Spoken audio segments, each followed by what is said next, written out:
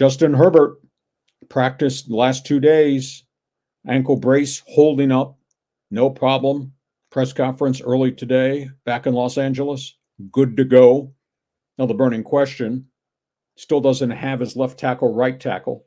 Rashawn Slater, Joe Alt, very limited in practice. If they're very limited on a Wednesday and a Thursday, I don't know how you can expect them to take 55 snaps and physically hold up by the time you get to Sunday when they go play Denver. The other unique thing, a Charger team that has no Joey Bosa, still not practicing. This is disastrous. And they're going to face Bo Nix. They're going to face Bo Nix and Sean Payton. They're going to face Bo Nix, Sean Payton, and a defense that's playing really hard for the Denver Broncos. And I don't know if you saw what happened on the sidelines of the Denver game last weekend. Bo Nix got into Sean Payton's face. Sean Payton stalked him down the sidelines when Nix turned his back and walked away from the head coach. And they were barking at each other about Bo Nix calling audibles at the line of scrimmage. And Sean Payton said, "You run the play I call." And Bo Nix, in essence, said, "F off. If the defense is set differently, I'm going to call an audible." By Monday, they had loved, kissed, made up. And Sean Payton said, "I like the spunk. I like the spark that Bo Nix provides." So it's going to be interesting to see how Herbert holds up and what Bo Nix does. San Francisco, Seattle. 49ers are just beat up. They're 2-3.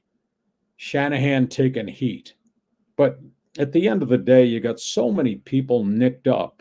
They're missing a bunch of people on the offense. There is no Christian McCaffrey sighting. That looks like this could be another 4 to 6 weeks, the aftermath of the injection because of the Achilles and the calf issue. Seattle's not the same right now. They came roaring out of the gates. Geno Smith is putting up monster numbers, but the Seahawks aren't doing a good job protecting him, and the defense is just not playing well. So somebody's going to be in trouble in the NFC West by the time we get to Sunday night. San Francisco, Seattle in this game here. Jacksonville, Chicago. Trevor Lawrence is playing save everybody's job in Jacksonville. They're 1-4. He's trying to save Doug Peterson's job as head coach. And Caleb Williams now has stockpiled back-to-back big performances, well over 300 yards passing and almost 400 yards per game in total offense. He is playing really well. So that's going to be a wild game to keep an eye on. Cleveland, Philadelphia. How's that $230 million guaranteed investment working out for the Browns? The Browns quarterback has a 74 rating, highest paid contract in the history of the National Football League for a quarterback, and it's all bloody guaranteed. Cleveland is an absolute mess. They don't have either of their tackles. I got problems in the secondary with concussions again. Just absolutely disgusting. Last week, Deshaun Watson's offense, 212 total yards in offense, 26 sacks in 5 games this season. Now, Philadelphia, hot and cold. I don't know which Eagle team's going to show up to play the Browns. Jalen Hurts throws for yards, runs for yards. Jalen Hurts turns the football over. The Eagles are just not the same football team right now. Fascinating game. Washington and the kid, Jayden Daniels, against the Baltimore Ravens and their big boy football offense and defense. Lamar Jackson's got 9 touchdowns, 1 interception. Lamar Jackson and Derrick Henry, the running back. What a hell of a combination that's turned out to be offensively. So I guess I'd say this is a litmus test for the Washington Commanders. Pittsburgh Raiders. Raiders are benching Gardner Minshew. I'm tired of Antonio Pierce's mouth. Love me, not going to do this. This is the way it's going to be. 15 minutes later, he changes his mind. Antonio Pierce might be the next guy that gets fired, maybe at the end of the season.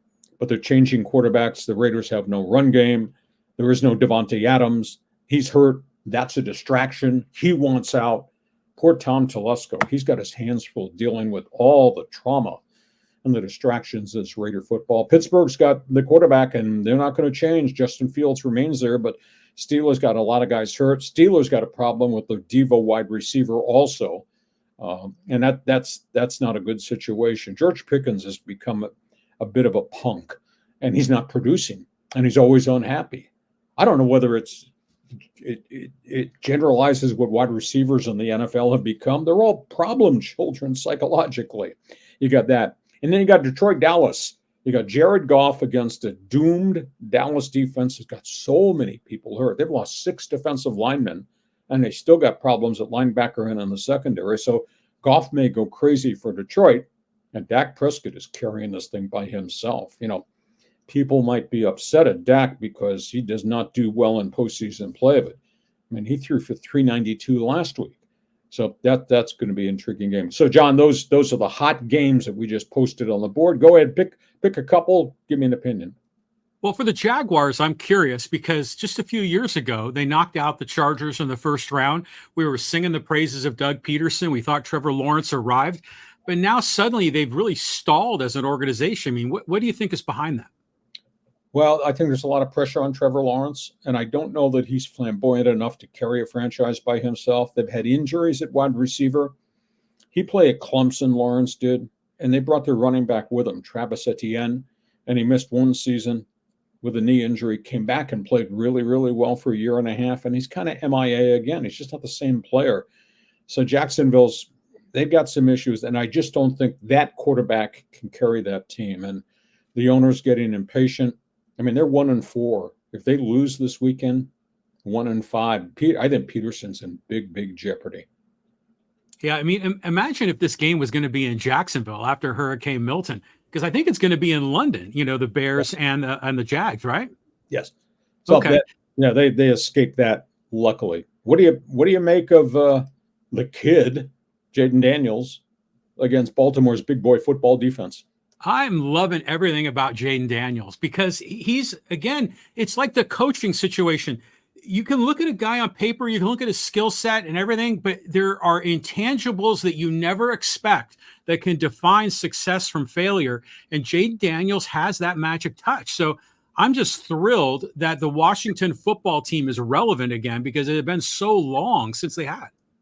You're an NFL fan. You got an opinion on some of these topics. With apologies in advance, we do sports talk the way it should be done, and you get the chance to participate. Jump into the Fans Forum chat box. Just give us an opinion. Some of the NFL storylines you have hit.